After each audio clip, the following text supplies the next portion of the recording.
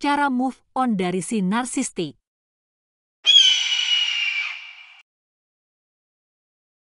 Perilaku si narsistik seringkali berdampak besar pada orang-orang terdekat, seperti pasangan romantis mereka. Cara egois mereka membawa lebih banyak rasa sakit daripada kebahagiaan. Dan karena mereka tidak memiliki empati emosional, berarti mereka tidak pernah benar-benar peduli kepada Anda. Banyak orang merasa sulit untuk move on dari si narsistik, terlepas dari rasa sakit yang mereka timbulkan. Ini sebagian besar karena mereka mendominasi begitu banyak waktu dan energi Anda, ada kekosongan besar dari Anda yang harus diisi. Sekarang, Anda akan beradaptasi untuk hidup tanpa mereka. Untuk membantu Anda dan menghentikan Anda tergoda untuk kembali kepada si narsistik, ada beberapa cara untuk membantu Anda move on dari si narsistik. 1. No kontak. Jika Anda bisa, lakukan no kontak. Ini berarti tidak menghubungi mereka, tidak menjawab panggilan atau pesan mereka, dan tidak memeriksa media sosial mereka. Kontak sekecil apapun memberi mereka kesempatan untuk memainkan pikiran dan berpotensi menarik Anda kembali. Mereka mungkin mengingatkan Anda tentang masa-masa indah, meyakinkan Anda bahwa masalah hubungan adalah kesalahan Anda, mengklaim mereka telah berubah, dan sebagainya. Bahkan secara anonim memeriksa media sosial mereka membuat Anda rentan. Mereka cenderung mengantisipasi hal itu. Karena mereka sangat yakin bahwa mereka sangat hebat, Anda tidak akan bisa menolak mereka. Jadi mereka mungkin mencoba untuk menyakiti Anda dengan foto-foto mesra dari suplai baru mereka. Dan itu membuat mereka memenuhi pikiran Anda ketika Anda seharusnya move on. Jadi jika Anda dapat melakukan no kontak, lakukanlah. 2. Grey Rock. Ada kemungkinan untuk tidak dapat melakukan no kontak secara penuh, karena Anda berbagi pengasuhan anak, memiliki properti bersama, masalah pekerjaan, dan sebagainya. Dalam hal ini Anda harus menggunakan metode Grey Rock. Di sini Anda menjaga kontak seminimal mungkin, datar, tidak emosional, dan tidak terseret ke dalam provokasi mereka. Ini lebih mudah diucapkan daripada dilakukan, tetapi bisa dilakukan.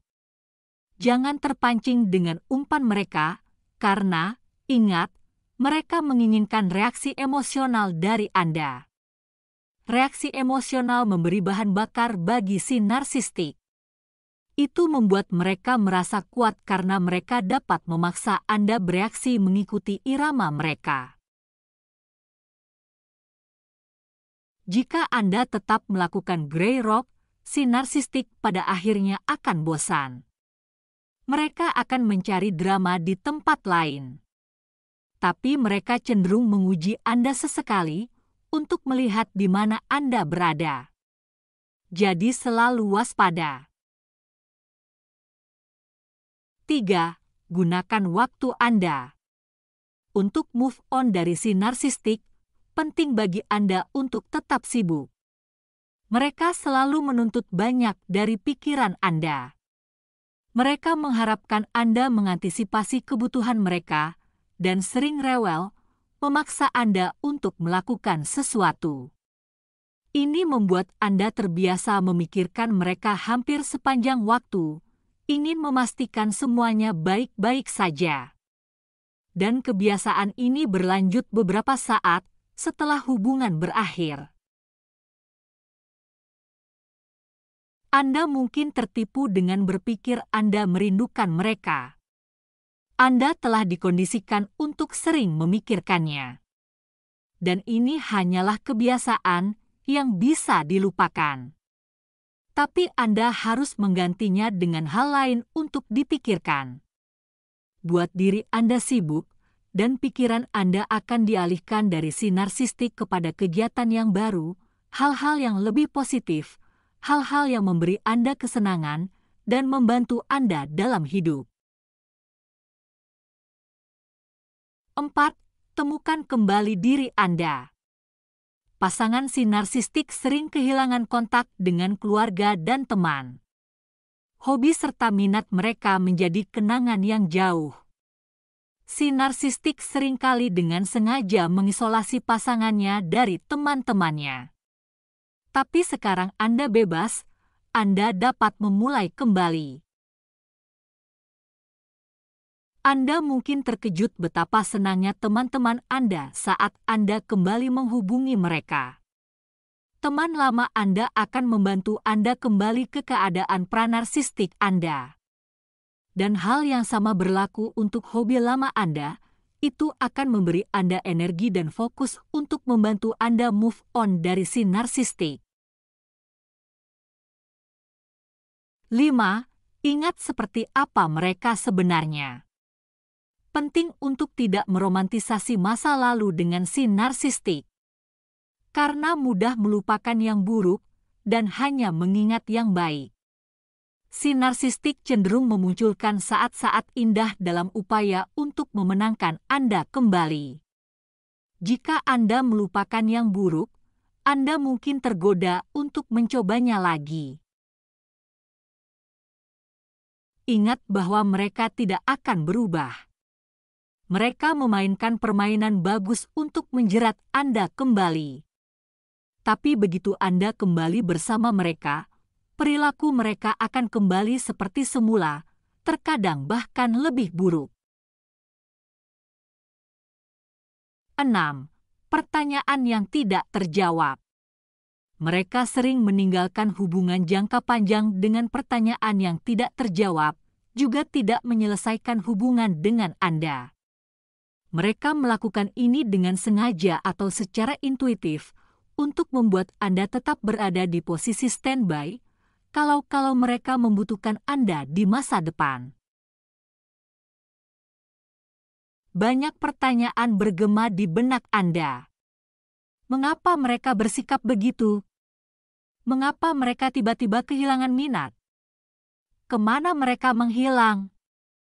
Tetapi karena Anda belajar tentang narsisme, Anda belajar bahwa itu bukan tentang Anda, itu adalah tentang mereka. Mereka tidak pernah menginginkan hubungan yang saling menguntungkan. Mereka hanya ingin seseorang untuk dimanfaatkan, karena tidak ada yang pernah cukup bagi mereka. Jangan mengejar mereka untuk menyelesaikan hubungan. Si narsistik jarang mengakui kesalahan. Anda akan menerima kenyataan pahit bahwa mereka tidak terlalu peduli. Jadi, meskipun awalnya menyakitkan, ada baiknya Anda melupakan mereka dan terus melanjutkan hidup Anda. 7. Terapi. Terapi bisa membantu Anda untuk move on dari si narsistik. Dan meskipun ini bukan solusi ajaib, terapi seringkali mempercepat proses pemulihan secara signifikan. Jenis terapi yang Anda pilih mungkin bergantung pada masalah dan kepribadian Anda. Tetapi secara umum, terapi apapun yang memungkinkan Anda untuk membicarakan pengalaman Anda di tempat yang aman, memungkinkan Anda untuk memproses dan memahaminya. Pertimbangkan juga terapi online karena kemudahannya, efektivitas biaya, dan banyak pilihan dalam terapi. 8. Jangan langsung mulai hubungan baru. Sangat menggoda untuk langsung terjun ke hubungan lain hanya untuk menunjukkan kepada si narsistik bahwa, seperti mereka bisa cepat mendapatkan pengganti Anda, maka Anda pun bisa cepat dapat pengganti mereka. Tapi Anda memainkan permainan yang berbahaya. Karena Anda cenderung menarik si narsistik lain jika Anda terburu-buru.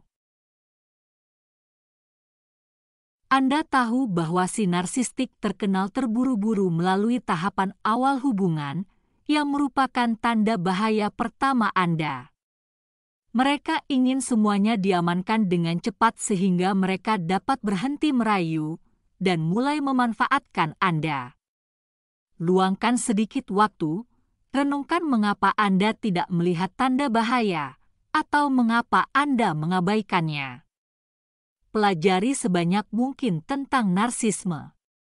Dan ketika calon pasangan muncul, lakukan proses untuk mengenal mereka dengan baik terlebih dahulu. Jangan biarkan siapapun memburu-buru Anda.